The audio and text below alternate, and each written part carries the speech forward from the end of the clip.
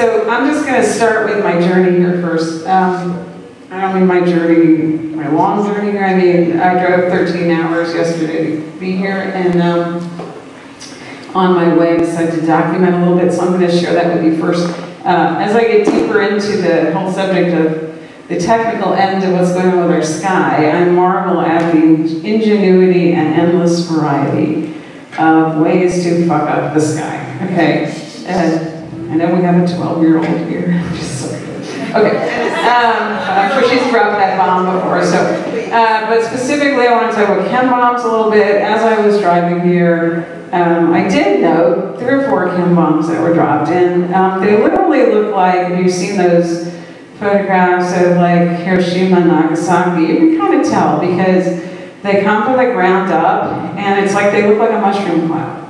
There's like it's a mushroom shape at the top, and what happens is they expand extremely rapidly, and when they do, they, other clouds that are kind of natural are kind of float nearby, and they like sort of consume them and gobble them up, and they produce rain instantly. So as I was driving, and I was like just kind of, even just to keep myself awake on the drive, I was like looking around to see what's happening with the sky, you know. And yeah, I saw the chem bombs suck up a few clouds and douse me with water, you know, the rain would happen, and then I would hear the local weather report, and they go, you know, we're gonna have mixed, a little bit of a partly clear skies tonight with some storms here and there, you know. It's just like, the whole thing is just Orwellian and surreal, but it was fun to observe in real time. So what I'm gonna show you first are, basically, I'm gonna show you, there's another kind of cloud that kind of descends on top of clouds. That's it's sprayed. That's not the one from the bottom up. The chem bombs, I'm really pretty convinced they're from the bottom up.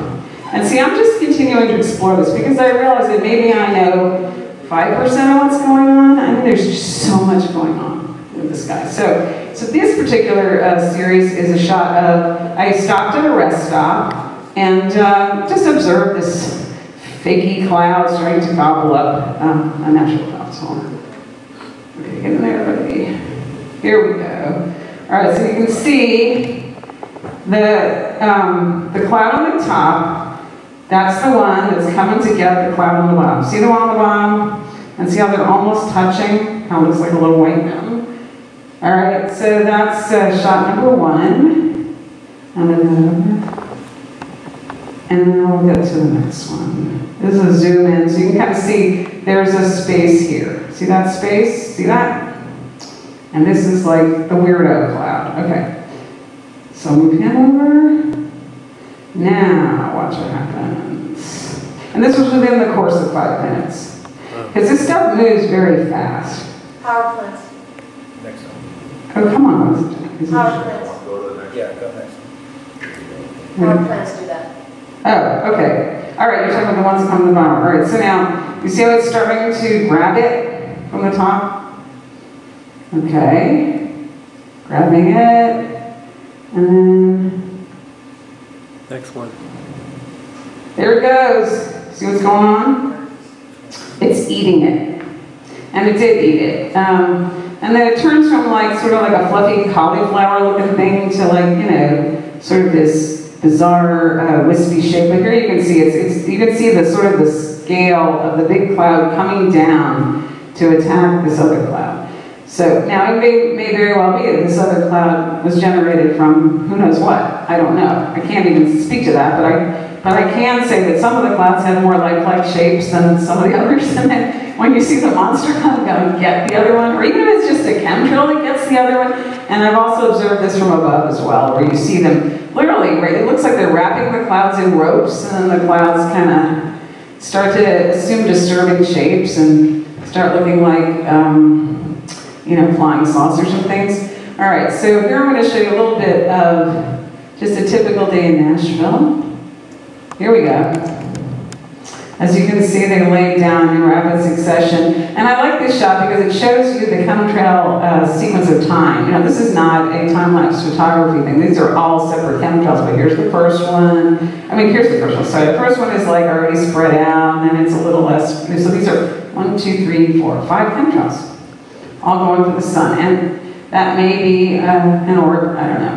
Who knows? It could be a camera reflection, it could be an orb. I've seen orbs. The sky in Nashville is an endless entertainment. This is from flying to Philadelphia. Note the regimentation of this cloud cover. Very, very square. We have these clouds remind me of like biscuits at a fast food place, you know, they're all like nice and square. So here we go to get a little sense of the expanse.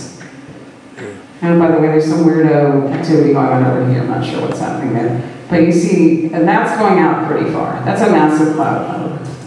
That's a giant system. And then here we go further out. Look at that thing. I mean, it just goes on and on and on. So it is obvious this program is going on a really massive scale.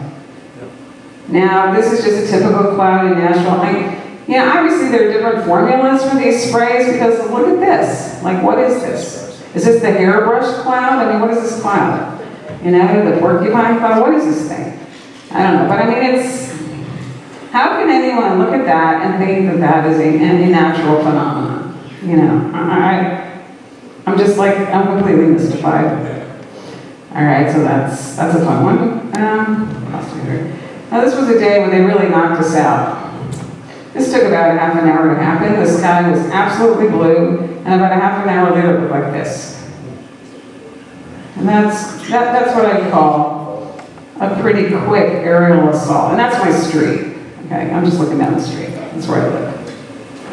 But I mean, listen, I mean, like I got up this morning and watched them do it to, that's Philadelphia.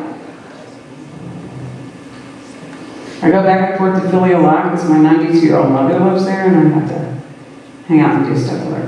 That is an advertisement for a house. Isn't it lovely? Don't you love that thing going on in the background? Couldn't wait 5 minutes. I mean, if you want to have some fun, go look up, houses for sale anywhere, and just look at some of the freaky sky shots. Another fun thing to do is if you do end up wasting any time watching any TV shows or movies on Netflix, if like there's a particular moment where the sky is just horrific, like, you know, stop it, photograph it, you know, add it to your repertoire. Let's see what we got here. Oh yeah, this was Philly. All right, so pay attention to these, what I like to call sperm clouds. See that? Very natural looking. I did a zoom in. There they are. What are those things? I mean, don't they look like marine creatures swimming upward or something? I mean, is that a normal cloud shape? I don't think so. It's just, you can just look up and there's always something. There's always something. Here's a lovely shot, again, Philly. And this is sort of like the below of what I photographed from above in the plane. It just goes on for miles and miles and miles. And it's very, it's the evenness of the zigzag, the perfect rows. Obviously not natural. Another shot of just the, how far it goes. It goes pretty far. And this is what I like to refer to as plaque psoriasis clouds. I try to give them funny names. Like, I know NASA came up with the 70 new cloud types. That's like a brochure for elementary school students. And so they have one that's called the mammatus clouds. So I refer to that as the mammal tush clouds. And they have one, I think it's called the asparagus or something. I don't know. So I refer to that as I think called the asparagus clouds.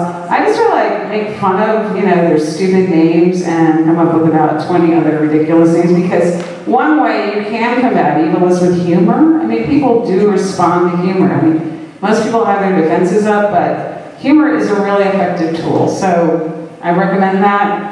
So that's kind of my little intro. And I have I don't know how much time I have, but do I have 5 minutes to kind of, okay. So I'm just going to tell you a little bit of how I got to this whole thing. And I'll just sort of add it because I don't want to just read it straight, but I just kind of took some notes. So in May 2010, the city of Nashville had a massive flood, 20 feet of water, wiped out about half of downtown. The Cumberland River, which is the main river that feeds us, it's a river off the Mississippi, overflowed its banks. We had just built this multi-million dollar concert hall, and it had a $2 million organ, which the bottom half was completely submerged in water and destroyed. So this didn't really make the national news, but we were told that we had a once in a 1,000-year flood. So, and I'm sure you've heard that phrase before. Power plants. Yeah, okay, power plants, okay. Whatever caused it, anyway, I will tell you that I watched the sky rain for 5 days straight. And I didn't know what the heck was going on. So the sky was just gray. There was no real cloud definition. It just kept raining and raining and raining. Super heavy. Every so often, a little bit less, but I mean, it was just pretty much nonstop. Our own basement flooded about 8 inches, and we were lucky. We were on low ground. We had friends whose basements flooded right up to the ceiling.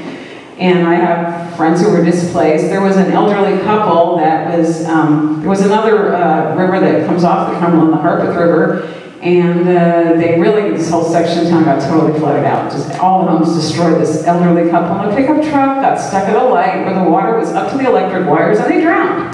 They couldn't get out of their vehicles. And I didn't know anything about artificial weather, geoengineering, any of this stuff back then. I had no clue. But then in January 2011, I happened to see a headline about 4,000 red-winged blackbirds fell out of the sky in Beebe, Arkansas. And they were all dead. They just like landed. It was like raining blackbirds, okay, in this little town. It's just like a one little paragraph and news story. And I'm just like, wait a minute. And they go, oh, we think that they got scared by the fireworks and they flew into buildings. You know, so I'm going, this is not it, you know. So I went click, click, click. All of a sudden, I'm at Chemtrails in Harp, and I didn't know anything about this. And then I'm at the movie, What in the World Are They Spraying? So, of course, I watched the movie, and that was it, you know? The movie was the big wake-up call, and I think it has probably been for a number of us, and I do think it's good to remember that and remind people to watch it, because, you know, if you do get engaged in conversation with people, sometimes you don't feel like talking for an hour about it. You might say, hey, you know what, I'm going to send you the link to this.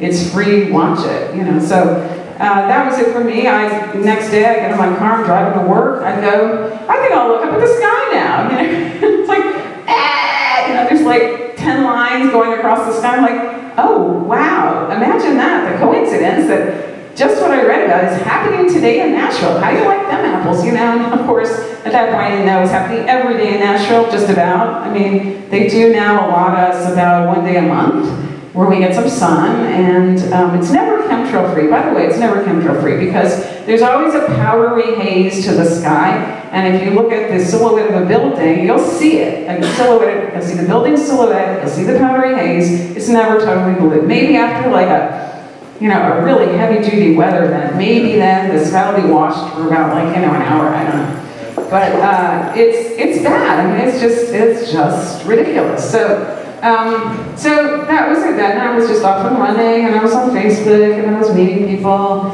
And but I want to talk a little bit about personal advocacy because David, I believe, was the one who said like he's always looking for an excuse to talk to people and just get into personal conversations. So I have a quota where every day, 5 people a day are going to hear what I have to say on this subject in person, face to face, and I'm going to use any excuse if I'm in the checkout line, if I'm standing in the parking lot. And I'm happy to say I've woken up every cashier at my local Publix supermarket.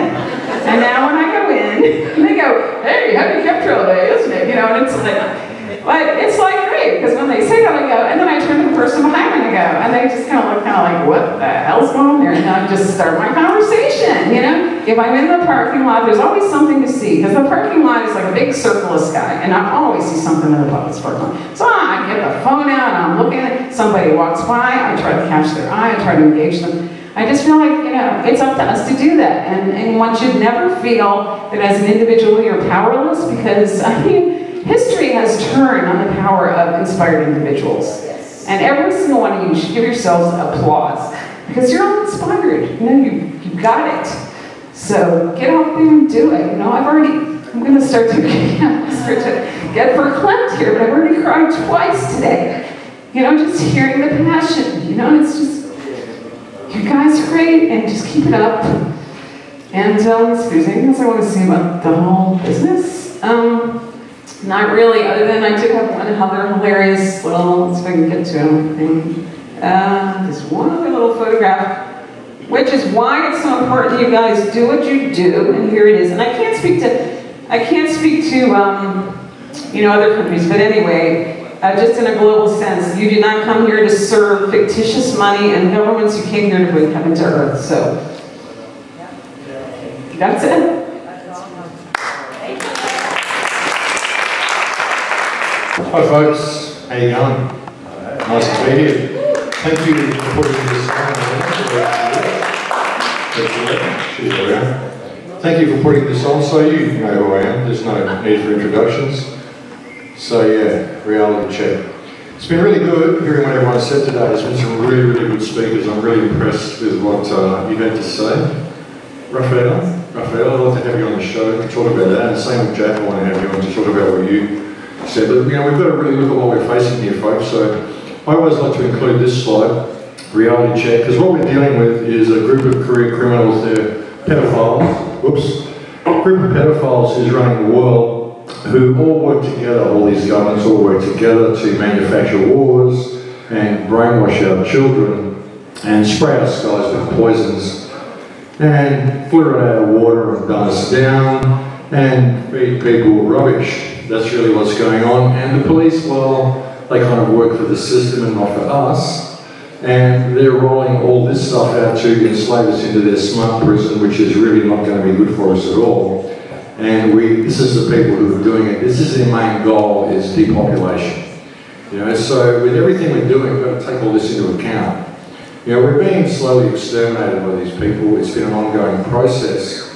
It hasn't really been going on as long as what people think. You know, people think this system's been in place for thousands of years, but I really don't think it has.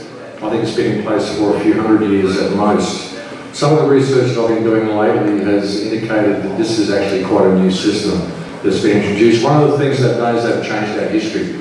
Anyone who's been listening to the show recently, I've been focusing on history a lot, because by removing our history, they remove our identity from us. And they create a sense of hopelessness in people whereby we think it's always been this way. But it hasn't always been this way at all. But this is what's rolling out, folks, 5G, and it's really important. And this is unfortunately the situation that we're facing with most of the population that we're dealing with. And this is just all coming online. And this again is what we're dealing with as well. This is how most people are trained to think. And this is what most family situations are like these days.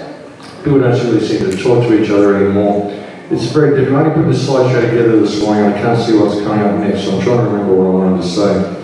But yeah, this is the state of our society, folks. These are the people that we're dealing with and all the stuff that we're doing. So as much as we're being sort of kind to these people and trying to sort of politely wake them up, we've got to realise we're dealing with people who are heavily programmed, and that's just the way it is. This is what most people's life's all about. Of course, you can ask your children what's going on. They'll tell you because the education department tells them what's going on. That's why all the fences are there. The kids really know these days. And of course, if you really don't like the system, you can always play a game. And if you really don't like that, you go on a magazine to make yourself feel better about yourself. They really like to cater for the women in that department, just to make you all feel great. So this is what we're dealing with, folks. And when we try to deal with it, this is usually our approach. You know, we just petition these people and ask them if they would please be nice as slave traders and slave masters to us and give us nicer shackles, please. And this is our approach. It's not working, folks, because, and even when people do wake up, they get into the conspiratorial culture. Okay, they get into all this stuff, they start looking at all this stuff on YouTube, and they forget this. You know, they find some hero on YouTube that's going to save them. You know, some great truth guru who's going to come along with the master plan, and they forget this one small detail. That's all it takes to be a slave, is to wait for someone else to come and free you and to believe that you are a slave, to believe that anyone has authority over you to begin with, because we just made this whole thing up. And if you really want to think about it, the whole legal system, you know, we constructed a legal system to prevent the causation of harm and to provide remedy when that harm is caused. And all the legal system does is cause harm. All government does is cause harm. Government is terrorism by default. You know, terrorism is defined by the English dictionary as violence or the threat of violence carried against civilians as a means of coercion, often for political reasons. And that's everything the government does. That's what the education system is, that's what everything is. Anything that forces you to do something under threat of punishment, this is terrorism. This isn't any way to learn. This isn't any way to teach our children how to learn things. You must do this, or get threatened to get the cane, or get detention, or whatever. And with what they're doing with the smart grid, they're taking it to the next level because everybody's getting really addicted to the internet these days. And all they've got to do is threaten to lock you out of the system. And that's all the threat they need to keep people into compliance and to coerce them into compliance. And this is psychological terrorism, even by getting people enslaved with this smart grid. This is a picture by a friend of mine called Adam Scott Miller, and it's called Wisdom's Dare. Because that's what I think life is. Life is wisdom's dare, and its dare is to be wise.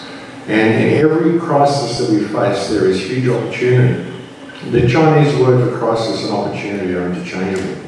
So we should look at that. There's a huge opportunity in all this. The system is being made really, really bare now. And if we're correct about it, we get all these people that are going down these rabbit holes and get them a little bit of focus on this 5G, we might even wake them up to the chemtrails. What's going on with that? Because it's all interrelated. You know, the chemtrails are positively charging the air. And I think they're going to be used to carry the 5G signal everywhere. And the 5G system is a prison system. It's not a communication system, it's a prison system. You know, it's going to do so much damage to us. The radio waves, the frequencies it's going to put out. It's going to be like we're all living permanently inside an airport scanner when 5G comes online. Not to mention the active denial capabilities of it. You can actually target individuals with 5G. You can target certain individuals for active denial, like that picture I had up before of the girl crouching over. The nanotech that's in people now from the chemtrails, because this is a multi-platform delivery system, they're doing so many things with it. You know, delivering heavy metals into the air, delivering heavy metals into us, into the soil, barium so they can track everybody. You know that old film Running Man with Arnold Schwarzenegger, I think, the Governor Schwarzenegger, yeah. And they injected him with barium before he went off running so they could track him on the radar. Remember all that? That's what the barium is for, so they can track everyone. So they can track everyone with the X-band radar. Everyone's got an electromagnetic signature now so they can find everybody. There's nowhere to hide. And they're doing it everywhere. And all the governments work together, folks. The Internet of Things is coming on everywhere, and that's what it's all about. It's a prison system. Lock humanity into this little cage where they can keep us exactly where they want them. And it's everywhere. They want to keep humanity in a place, and that's where they do keep us, in this place where we're always just struggling, trying to find a way out, even trying to find our way out through legal means. And all the legal stuff that you're talking about, that Jack was talking about, and all the other legal methods that you're talking about as well, this is great stuff, we need to do it, but we're not really going to get a remedy from it because everybody's compromised. If they weren't compromised, they wouldn't have that position. You know, the world's run by pedophiles. They run all these wars mainly to harvest organs, is what they do with most of the wars. And it's all contrived, and all the governments work together. They all work together. And that's the problem with government. That's why we don't need them. And like I said earlier, I don't think we had these people around for very long at all. I really don't. I think there was an event that happened maybe 400 or 500 years ago. Something that I've found in my travels in the last year that's really caused me to question history. And I spent most of my life looking at history. That's what got me on this path, was wondering how we got here, wondering how they built the pyramids and all this stuff. How it was all done? Why there's these monuments lying everywhere around the earth? And what I've found recently is the remnants of a mud flood that's gone across Europe within the last 500 years. And it appears that this has wiped out a whole layer of Europe, at least 12 feet in some countries. Sometimes 1 or 2 stories of buildings, entire stories, entire floors, and it's not in any history books. And it's about the time they changed the calendar. And really when you look at all the remnants of all the artifacts and all the remains of all the ancient civilizations all around the world, they've all got a common fingerprint. And it would appear that there was one culture that existed on this earth not too long ago. You know, a lot of the stuff that they're telling us happened thousands of years ago probably didn't. It probably happened hundreds of years ago. And they changed history when they changed the calendar to give us this sense of despair and to create the need for government. Now, if you look at things like the Vedas, the Vedic culture, that society appears to have existed all over the earth. We didn't have governments. We all looked after each other. We did things right. You know, we're very, very different to what we think we are. We really are. And, you know, some of the stuff that I've learned in the last year, and this as well, you know, does anyone think that the government is going to save us? All of this sort of stuff. Does anyone think this guy is really going to save us? He's following the same agenda. All these people work together, folks. Like I said, it's all the same agenda. But they've created this false history and created this whole narrative to create this threat which isn't real. You know, all these wars are contrived. There's no reason for anyone to be killing anybody. There's no reason for any country to be going to war with any other country. It's all governments facing off against each other and creating these threats and selling it to the people and then just depopulating the planet. That's what they're doing, it's depopulation. You know, that whole concept of 500 million, they want to lead the world into where there's only a population of 500 million. That's what they're doing with this whole smart system, and that's how they'll do it. And then they'll dumb everybody down and remove everybody of their health and get these little drones, 500 million drones just working for and running their system. And this is what's going to be running it all, 5G grid. And like I said, it's coming out everywhere. If you think that America and Russia are really enemies, you go to Russia, what do you see? 5G. Everywhere. Go to North Korea. What's happening in North Korea? 5G, smart grid. What's happening in Iran? 5G, smart grid. What's happening in all of the Middle East? 5G and the smart grid. What's happening all across Europe? 5G and the smart grid. Australia are leading the way. Peru, I can't even come up with in the jungle. 5G and the smart grid. It's coming online everywhere, folks. Cuba, big America, America's big enemy, traditional enemy. 5G and the smart grid. Coming in Cambodia, coming on in Africa, coming on everywhere. Lebanon.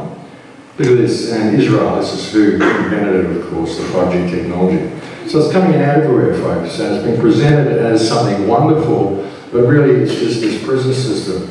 You know, what they're doing with 5G is this, like I said, active denial. They can target people and they can limit people's movement. And with the chemtrails, now everything's positively charged. They can pinpoint anybody anywhere, so there's not going to be any escape from the system, no matter where you are in the country. And you think about it, they're saying that they've got to put these posts every 400 metres to carry the millimetre wave because it's a really short wave. But yet they're saying the country regions are going to have 5G signal as well. So how's that going to happen? It's the chemtrails. That's what's being used as the carrier wave. Not to mention the fact they're blocking out the sun and all the other things they're doing with it. It's also providing a carrier wave for this whole electromagnetic system that they're rolling out.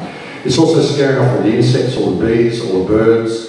Something I've had great success with waking up people in England, and people in the UK have been talking to beekeepers and horticulturists, people who run plant nurseries.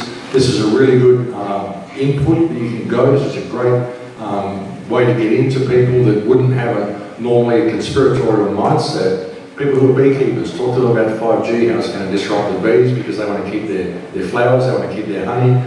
The little lady down the road likes growing her roses and they're not going to work properly in the 5G system, so they're getting concerned. And they'll go out to the local bridge tribe and they'll talk to people who don't have a conspiratorial mindset. There's a big movement happening in country regions, farmers, beekeepers, horticulturists. So that's a really good group of people to talk to. If they're not aware of this 5G information, they're aware of the chemtrails, it's a good spot to start. Because that way you can approach these people and they will listen to this information and then they get a little bit down the rabbit hole and it starts opening up to other things. So it's a great starting point to go to. Because it's coming out everywhere, folks. And have you seen what's going on in China with social crediting? Well, I've been screaming out about this for months now, social crediting. People are just starting to pick up on it now. When I did a talk on this in Mexico in February, there were, was it 7.9 million people on China's credit blacklist. About a month ago, there were 11 million people on it, and about 2 weeks ago, I had another report that's 13 million people now on China's credit blacklist. So that's grown from 7.9 to 13 million people since February. And on the credit blacklist, if you're caught doing something they don't like, you just get blacklisted, and suddenly you can't have access to certain services. I've got a little video here, I don't think we need audio for it. So this guy got blacklisted. He was a journalist who wrote an article about the government, and then he went to buy an airline ticket a couple of weeks later and got told he wasn't qualified for the airline ticket. There's no appeal process. There's no one he can call, there's no one he can email, there's nothing he can do. He just can't buy an airline ticket. And he can't buy a ticket on a high-tier train. You can only buy local trains. So effectively, he can't leave the country. Can't buy a train ticket, can't buy an airline ticket. How do you get out of the country? This video, if I can get it to play, maybe it won't play on this.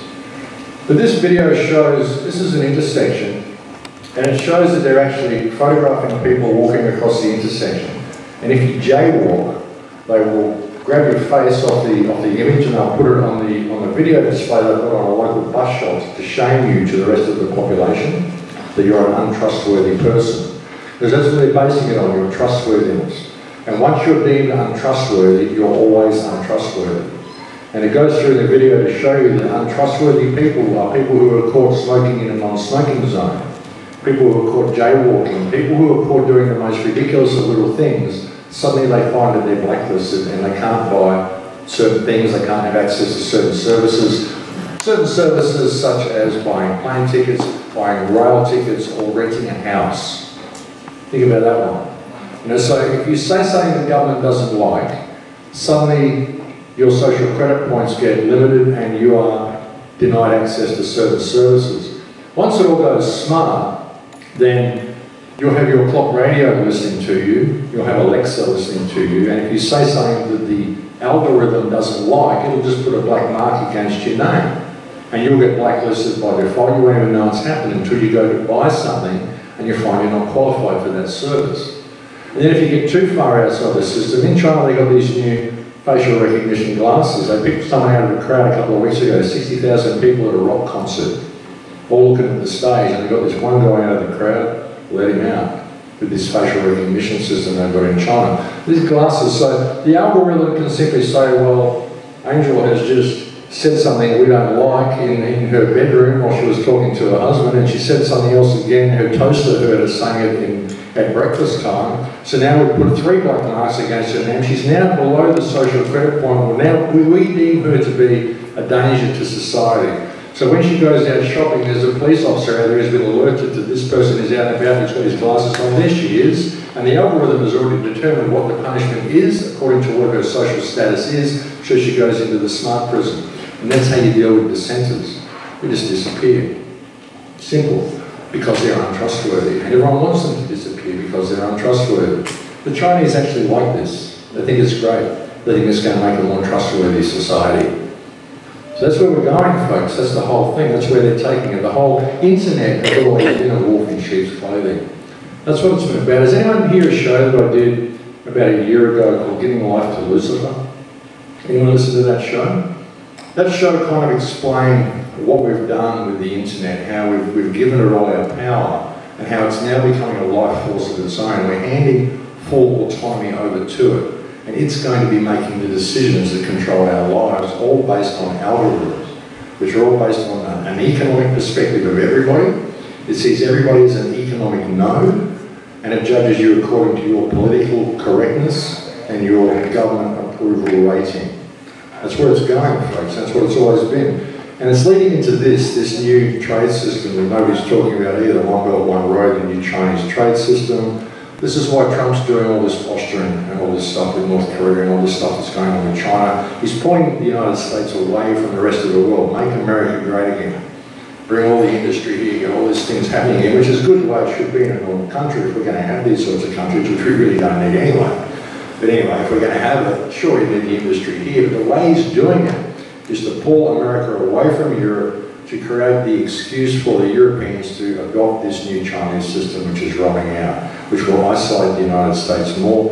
And then when that happens, the United States will lose its position as a global reserve currency. That's what will happen. And it's all going to move over to crypto with this whole new One Belt, One Road system. I even told you about it. Remember this? The Economist magazine, was this like 1986? 1988, 1986, and they tell you right there, 2018, get ready for a world currency. What year is it? 2018, it's all gone crypto. It looks like Bitcoin, you know. And China has adopted a new cryptocurrency. It's going to be launching with this new trade system. So this is the way it's going to go. It'll be a gradual thing.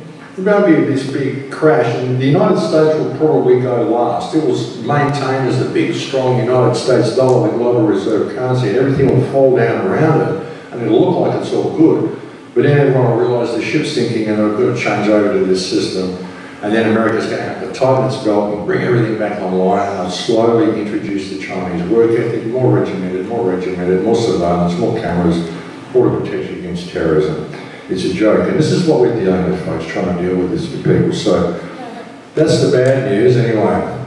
People are sitting there thinking the world's all great and all this shit's going on behind them, and they're just not looking at it, unfortunately. So that's what we're dealing with, and that's what they're doing. They're looking for help from the government all the time to fix these problems. You know, even when we deal with the chemtrail issues, we're getting all this stuff and we're taking it to government and saying, look, see. Well, most of them probably know, and if they don't know, then they're compromised anyway, otherwise they wouldn't be in a position of authority enough for you to be taking some papers to them.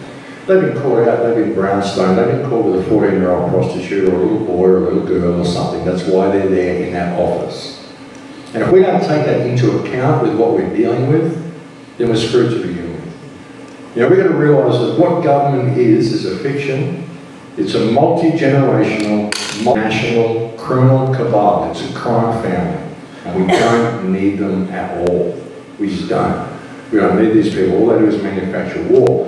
And like I said, you know, if we've got a legal system that is there to prevent the causation of harm, and all government does is cause harm, well, why don't we ever call them out on it? Why don't we ever question their legislation? You know, and question their validity to even put this legislation on us. And I always use Israel and Palestine as the key for to demonstrate that there is no law. And like with that issue, it doesn't matter whether you support the Israeli side or the Palestinian side. What is the question here is law real? The law is stuff they write on paper. Well, the Geneva Convention is a piece of paper that says collective punishment is real. The fact that Gaza Strip exists, that's collective punishment. And that is supported by thousands of politicians all around the world who are all war criminals under their own law, regardless of which side you support. That's a breach of law. So what makes any of their law valid? How can you come and inflict your law on me when you're a war criminal under your own law? So let's discuss your validity to even sit in that chair to discuss whether you can inflict your legislation on me because your legislation is causing harm. Who the fuck do you think you are? It's as simple as that, sorry. But who do you think you are, you people? We never ask that question. You know, if law is real, then it applies to everybody. And if it doesn't apply to everybody, then there is no law. And we need to revert to natural law. And natural law says that people will face the consequences of their actions. And the consequences of your actions are that we are all really angry. And we're going to hold you accountable for your actions. And we need to say that. We need to call that out, folks. We really do.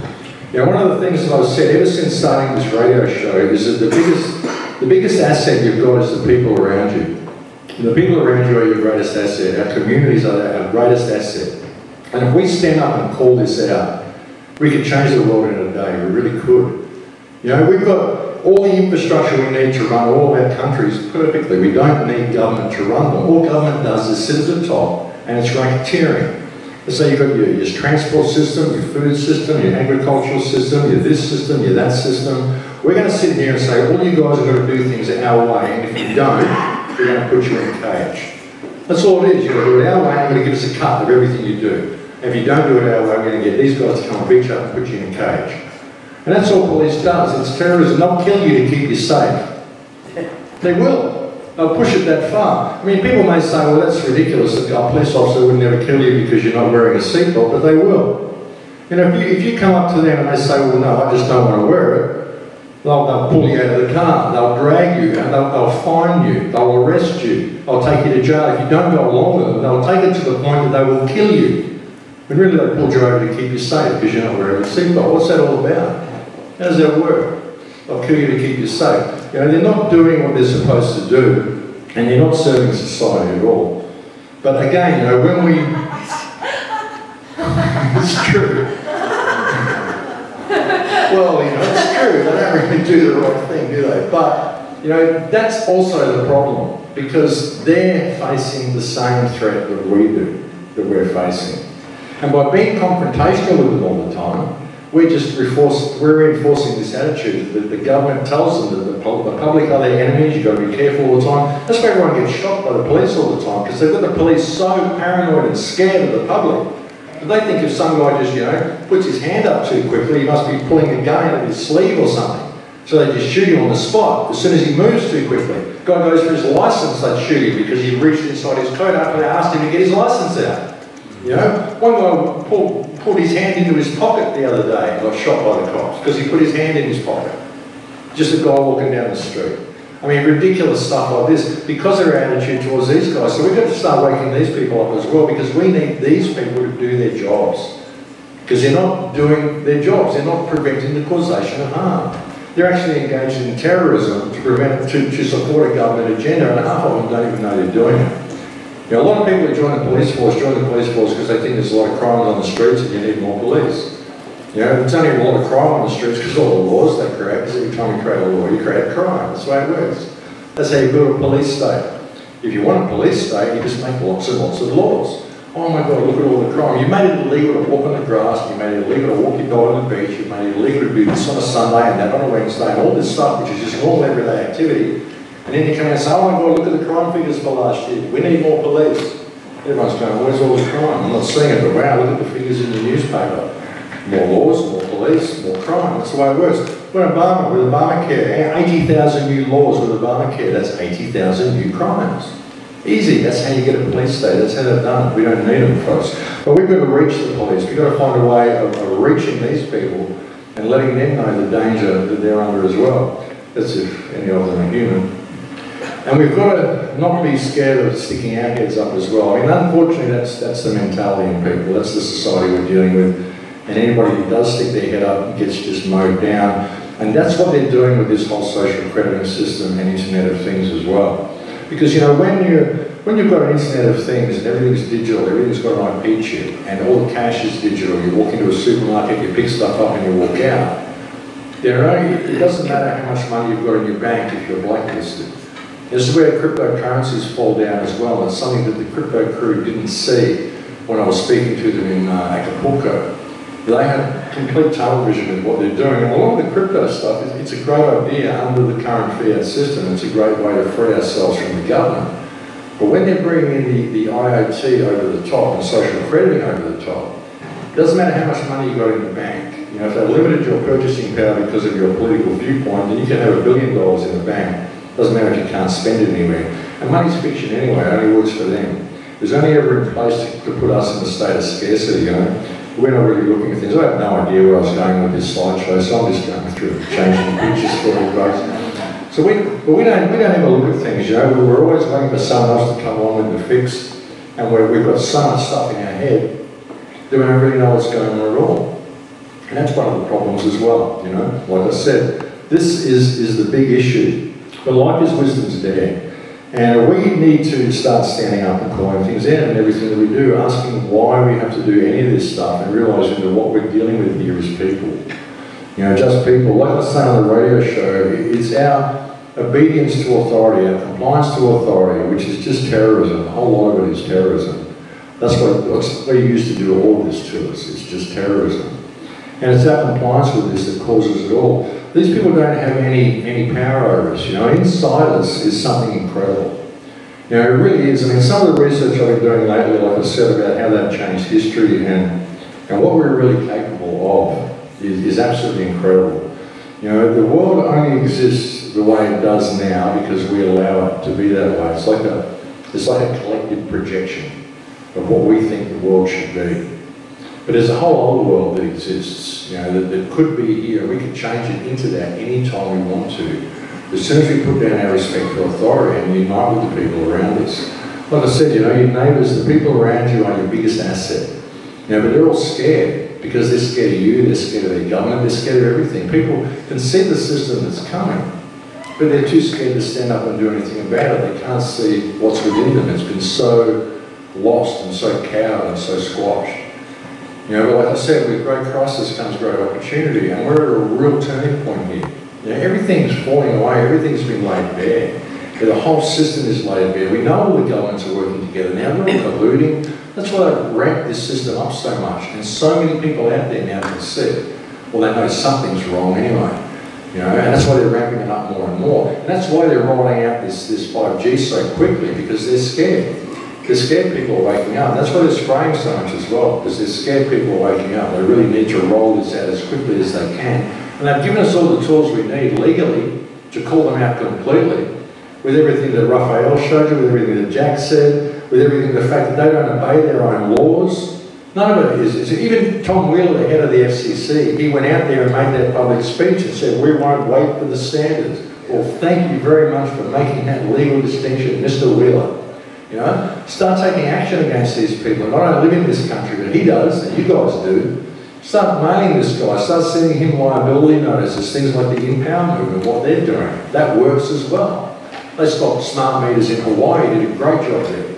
And they've got a huge movement happening in New Mexico as well. New England, New Mexico, I travel too much. So yeah, they've got a great movement happening down there as well. So get involved and get motivated and get involved with the people around you, the people in your community. Because 5G affects everybody and it's a health issue. So people can identify with that because it's a health issue. And the beekeepers and all these sorts of people, they can identify with it as well because it's a real issue for them. It's a real issue for everybody. We've got nasty people doing nasty things. We really have. And we've got to call our governments out and realise we don't need them. There's no reason for you to do any of this stuff that you do. I mean, I'm 60 years old now, and I've never paid taxes. I've never filled out an electoral form. I've never voted. I've never participated in the system at all. I just don't have anything to do. I've got 3 documents. I've got a driver's license, I've got a passport, and I've got a registration for my car, and that's it. I have no mortgage, I have no debt, I have no loans, I have nothing. I have no electricity bills, I have none of that stuff because I've lived outside the system my whole life. I've just never participated. We don't need them. Everybody can do it. And I speak out against them all the time. If I go to court, I walk out of the court. I just treat them like people all the time. I don't treat them like their office, like the fancy dress that they're wearing. They're just people in fancy dress. That's all they are. And you're you. You're you. I love having little conversations with them sometimes if you can do it with enough people around, But never take a cop on the side of the road by yourself. But when there's people around, you can really have fun with these guys if you start talking to them literally and answering their questions literally and stuff, Because you're speaking English and they're speaking legalese. But that's how they trick you. You probably all know how the legalese works and all this stuff, a person and all these sorts of things, the word understand, all these sorts of things, how it all works. But simple questions like, what's your name? They'll say, my name's Man. I base that on peer-reviewed anthropological information from the Anthropological Society. If you have a problem with it, take it up with an anthropologist, Stuff like that, What is the name that you ask for? Are you asking for my name, or are you asking for the person created by the agreement entered into between my parents and the government, which is the name the government has for me? It isn't my name. If you're asking me to claim that name as mine, you're asking me to commit fraud. Isn't that entrapment? You say that to a police officer when he asks you, he kind of steps back a little bit. You realise that you can think a little bit. I don't know whether it would work with the cops on the side of the road here. I mean, I wouldn't even do that with a cop on the side of the road. But if you can do that in front of a few people, it makes them think a little bit. It makes them question you a little bit. It makes them talk to you a little bit. And always record your conversations with them as well. All these sorts of things. We've got to try to get these people back onto our side a little bit. Ultimately, we created a police force to protect us. And they're turned into thugs for government and corporations, and we need them back on our side. They're really one of the biggest obstacles we face as a police force. Yep. We can talk about political corruption, we can talk about the fact that all the governments work together, but we've got these people on the street, which is it's like a brick wall of stupidity that exists between us and the workings behind it. Even if we try to get to politicians and try legal remedies, we've got to get through these guys to do it. You try to file charges against anything, even the stuff that you want to do, all these crimes that you're outlining and stuff, where are you going to go and lodge it? You've got to go to the lodge of the police officer and report the crime, and they just won't listen to you. So we've got to find a way of breaking the ice with these people if we're going to go down that pathway at all. And if we're not going to go down that pathway, and we won't get a remedy there anyway eventually. It'll take too long, we don't have time to do it. If we're not going to go down that pathway, then the only other way is for us to rediscover ourselves and step back into ourselves and start acting like real people again and realise that's what we're dealing with, just people. They've got no right to do any of this stuff. And a lot of the chemtrail planes and stuff, I don't even think all of them are jets. I think a lot of them are drones. I mean, I can't prove that, but I think a lot of them are drones. I wouldn't be surprised if NASA is heavily involved in the spraying as well. I certainly don't think they're sending tin cans up to the moon. I really don't think they're doing that. But I think that a lot of them are drones. But we can't keep doing this, folks. No more of this, no more of this, because this is what's happening while we're doing it. This is just marching out across the world. This whole smart grid's marching out. That's what they're bringing online in all of our countries. They're hooking us up to this grid, folks. And this is what we're taught to do. And they know about it. But that is a loaded term. Because what is resistance? Resistance creates the impression that this inevitable beast is coming and you must resist as long as you can. It's a loaded term. What about that? Response. We need to respond because we're under attack. There's a war going on. World War III started years ago. World War III is a war that the governments are waging against the people. And this is one of the tools they're using to do it. And we're not fighting back because we're not identifying the fact that this is a war. It's a soft war. That document that got released, Silent Weapons for Quiet Wars, Quiet Weapons for Silent Wars, whatever it was. Well, that's what's going on, folks. So no more of this, no more of it, no more of this, no more of this, no more of this, no more of this. No more of this, folks. No more of this.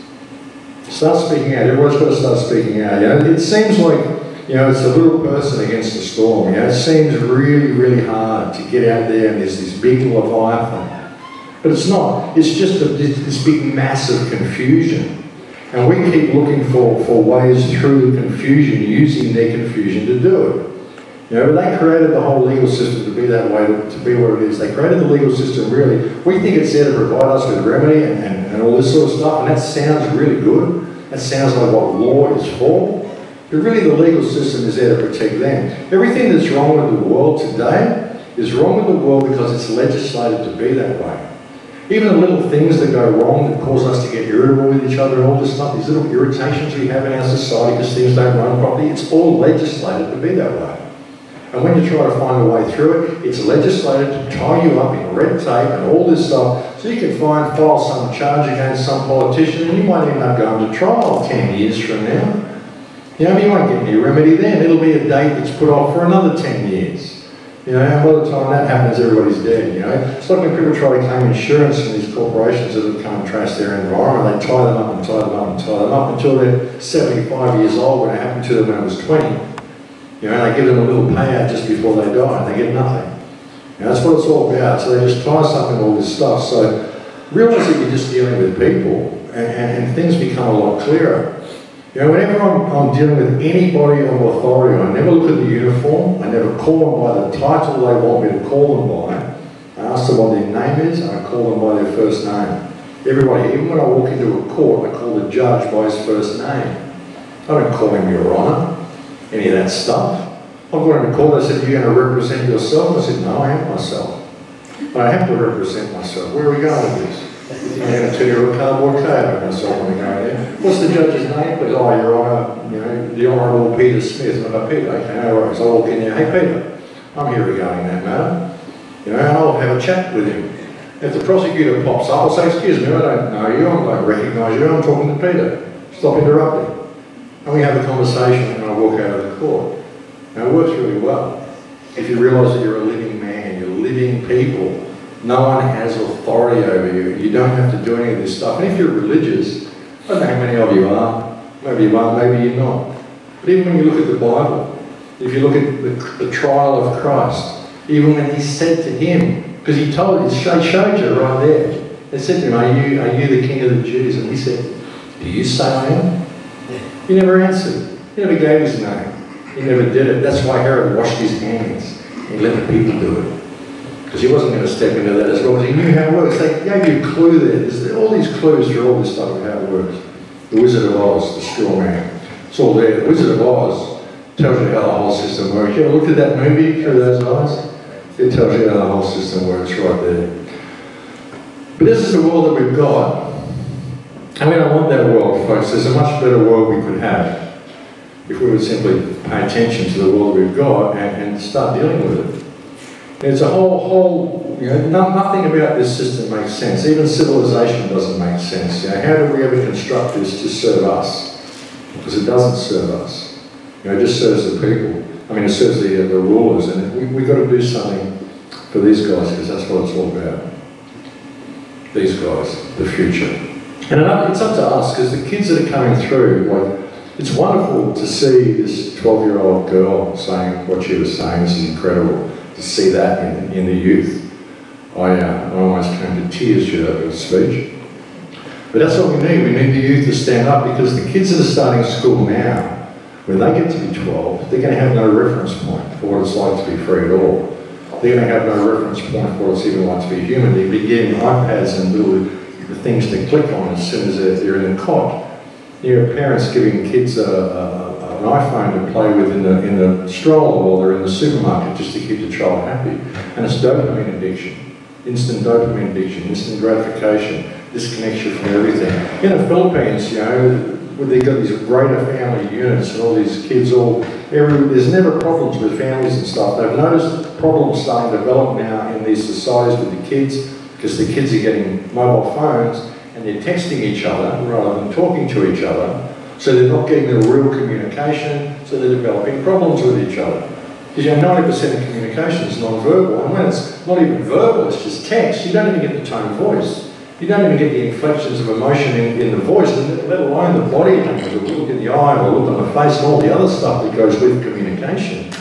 All you get is the words that you take at face value, and everybody takes it all too seriously. So suddenly all these kids start hating each other, and they've taken themselves way too seriously, and you've got these societies starting to break down, simply because of this testing culture. You've got to take all this stuff away from the kids, because like I said, they're going to have no reference point, folks. This slide always seems to find its way in there. I don't know why, but it does. I don't know how much time I've got. It's true. How much time have I got? Because I only really prepared a half hour. I can go longer. How much? Where's Madison? It was set till the half hour. We wanted to have a talk. I think it was set to 3:30. What's the time now? 3:31. I can go a little bit more. Who wants to? Let's do some Q&A. Who wants to ask a few questions? Anyone got some questions? There's one. You've been around the world, we traveled around the world. Have you found anybody that was hateful or wanted to be in war? I don't find anybody who's hateful. Zero. I don't find anybody. When I go to Israel, I find all these people who want to live in peace and wish the Palestinians to stop hating. When I fall through the tunnels and go into Gaza, I find all these kids who want to live in peace and wish the Israelis to stop hating them. When I go to all these other countries, I don't find anybody who wants to kill anybody. It's governments. They all work together, and they all work together. Even in the Israeli-Palestinian situation, Hamas was created by Israel for the Palestinians to vote for. As soon as they voted for Hamas, they besieged it, they put a wall around it so they could use it as an excuse to terrorise both populations, so they can bring on this whole police state. Oh my God, the Arab terrorists. Every single country in the world is being locked down because of the terrible Arab terrorists. You're all just saying, why is everyone hate us? I don't know. It's a joke. The whole thing's a joke. It's all staged. The whole thing's staged. All these shootings are staged. All these events are false flag events. All of them. Go to the next 1,000 people and ask them the question, do you want war? And every single one. Nobody wants war. And when there's a clue, when the governments go to war, what do? They don't bomb the government buildings, they bomb all the people. Yeah, exactly. I said that on Press TV a couple of months ago when I asked people about the war. The presenter was kind of shocked. When I said if the United States and the Kremlin want to go to war with each other, then the White House should bomb the Kremlin, and the Kremlin should bomb the White House and leave the rest of the people out of it. Or arm wrestle up at the space station. Yeah, just go and arm wrestle up in their space station. Yeah, arm wrestle up there. Yeah, that'll work. I reckon we get all the politicians in the world, we give them all a hammer, we put them all on Christmas Island, and they can have their war. Go. That would be great. How do you so successfully stay off the grid with just those 3 documents? How do what? You so successfully stay off the grid. I don't know. I just never got on it. When I left school, I walked out of high school like halfway through my 3rd year of high school because I thought this is a joke. And I've been touring the world doing all sorts of stuff ever since, but I never signed on to the electoral roll. I just never got a real job. I was a musician my whole life. I never believed in ownership, so I never believed I could buy a house and actually own it because I saw people buying these things and they were tied to them and had to pay them off for the rest of their life and they could never leave. And I thought, well, actually the house owns you.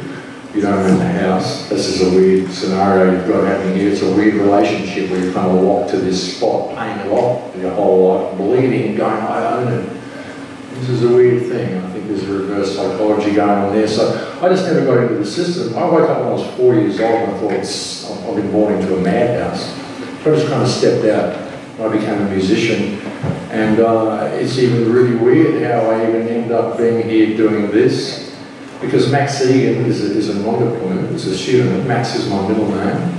Egan is my son's middle name. This is all on my website. I've told people right from day one, Max Egan is not my real name.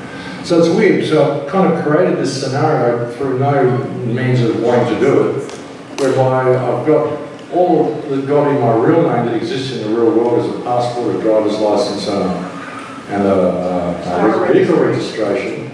Now I have no personality at all online, no existence at all online. And Max Egan has a major existence online but has no existence in the real world. And I'm able to travel on my real name passport and no one knows, it just worked out that way. I never planned it to be that way.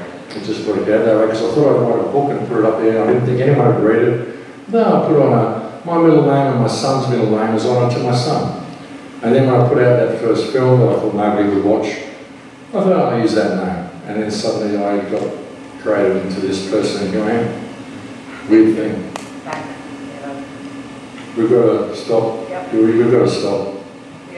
It's been wonderful to have you all here, folks. I hope that made sense, some of that. I just kind of winged through that.